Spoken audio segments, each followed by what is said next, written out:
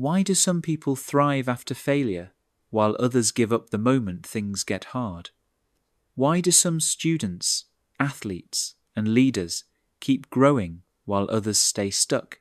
According to psychologist Carol Dweck, the answer lies not in talent or intelligence, but in mindset, the lens through which we see ourselves and our potential.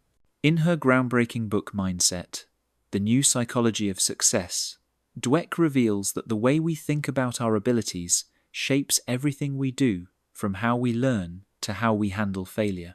She discovered that people generally live with one of two mindsets: the fixed mindset or the growth mindset. The first major lesson is the two mindsets. A fixed mindset is the belief that intelligence, talent, or ability is innate, that you're either born smart or you're not, athletic or you're not, creative or you're not. People with a fixed mindset see their qualities as static. Because they believe their abilities are fixed, they constantly feel the need to prove themselves. They avoid challenges, give up easily, and see effort as a sign of weakness. By contrast, the growth mindset is the belief that your abilities can be developed through effort, learning, and perseverance. People with this mindset understand that failure isn't permanent, it's feedback. They see effort as a path to mastery, challenges as opportunities to learn, and criticism as valuable information. Dweck's research began with children. She found that when students were praised for being smart, they avoided hard problems out of fear of looking dumb. But when they were praised for their effort, they became resilient. They took on harder challenges and performed better. The lesson is clear. What we believe about ourselves determines how we behave. The second lesson is the power of not yet. In a famous study, Dweck gave students difficult problems that they couldn't yet solve. Some students said, "I can't do this." Others said, "I can't do this yet." That small word, yet, made all the difference.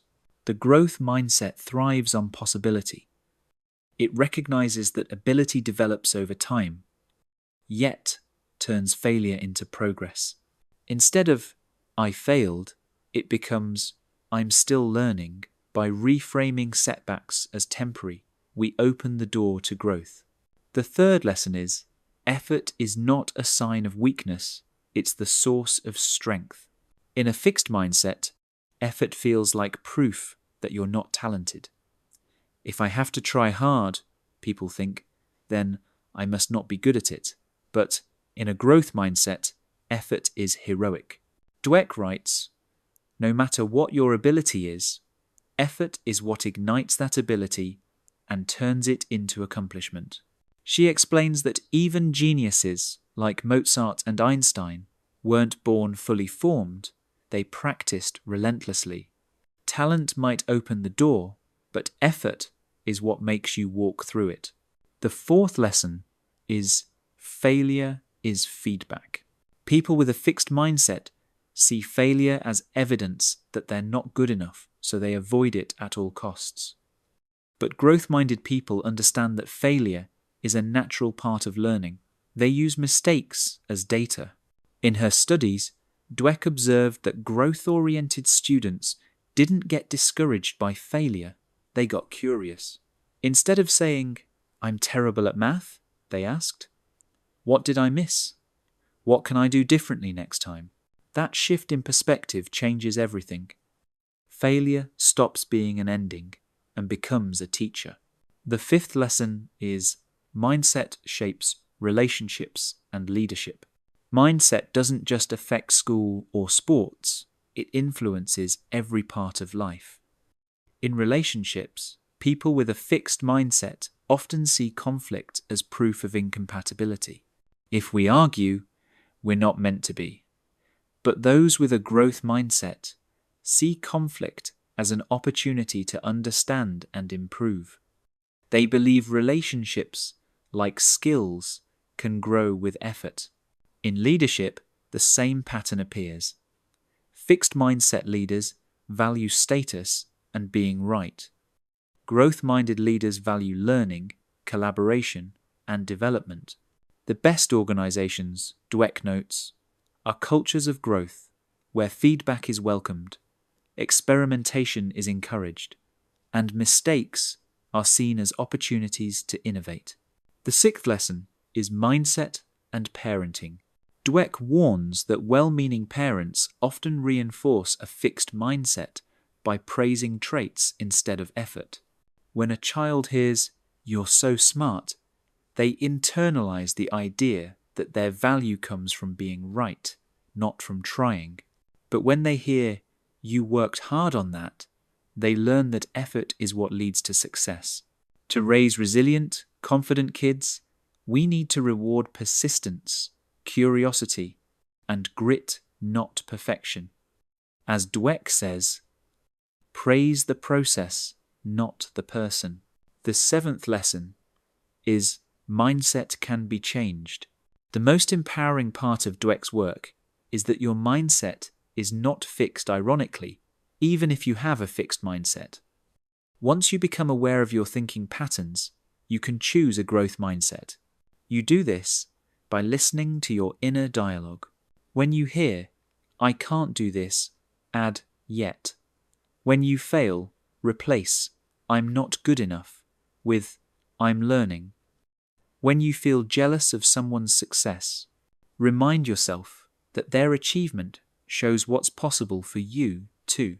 Change takes time, but mindset is a habit, and like any habit, it grows stronger with practice. The eighth lesson is growth mindset in teams and organizations. Dweck found that entire companies can have either fixed or growth mindsets. In fixed mindset cultures, employees hide mistakes and compete for validation. In growth mindset cultures, employees share ideas, seek feedback, and collaborate to improve. She highlights companies like Microsoft under Satya Nadella, which adopted the motto "learn it all" instead of "know it all." This simple shift created an environment of innovation and empathy. Growth mindset transforms not just individuals, but entire systems.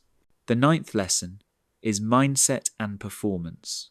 Dweck discovered that growth-minded people consistently outperform those with fixed mindsets, not because they're more talented, but because they stay in the game longer. They don't quit when things get tough. She writes, "In a fixed mindset, everything is about the outcome. If you fail, you're a failure. In a growth mindset, the outcome is less important than what you learned along the way." That's why growth-minded people become masters.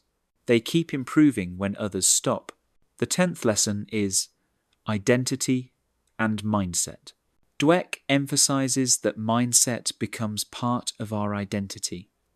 When we define ourselves as the smart one or the talented one, we become trapped. But when we define ourselves as learners, we stay free. Identity built on achievement is fragile. One failure can shatter it. Identity built on growth is strong. Every challenge becomes part of your evolution. The 11th lesson is the power of belief. At its core, mindset is about the power of belief, not wishful thinking, but a belief that abilities can be developed. This belief changes how we approach life.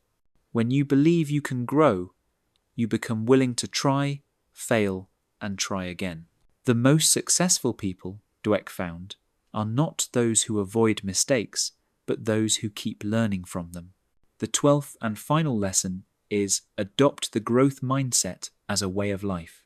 Dweck concludes by reminding us that the growth mindset isn't about being endlessly positive, it's about being resilient and realistic. It means accepting that growth is hard and progress takes time, but it also means believing in your capacity to improve. She writes, "Becoming is better than being." When you live with a growth mindset, life becomes an adventure, not a test to pass, but a journey to grow through. So how can you apply mindset in your life today? Start small. Embrace challenges. Learn from criticism. Replace "I failed" with "I learned." Focus less on proving yourself and more on improving yourself. Celebrate progress, not perfection. In every field, education, business, relationships, or personal development, the growth mindset creates resilience, innovation, and joy. It transforms how we see failure, success, and even ourselves. The big takeaway from mindset is this: your potential is not predetermined. It's cultivated through belief, effort, and learning. You don't need to be perfect. You need to keep growing. That was Mindset, the new psychology of success by Carol Dweck, broken down into its most powerful lessons in under 12 minutes. Which part resonated most with you? The power of yet, the courage to fail, or the joy of learning? Share your thoughts in the comments below. And if you enjoyed this summary, make sure to like this video, subscribe to 10-Minute Books, and ring the bell so you never miss our weekly breakdowns of life-changing books. Thanks for watching, and remember, success is not about being the best, it's about getting better every day.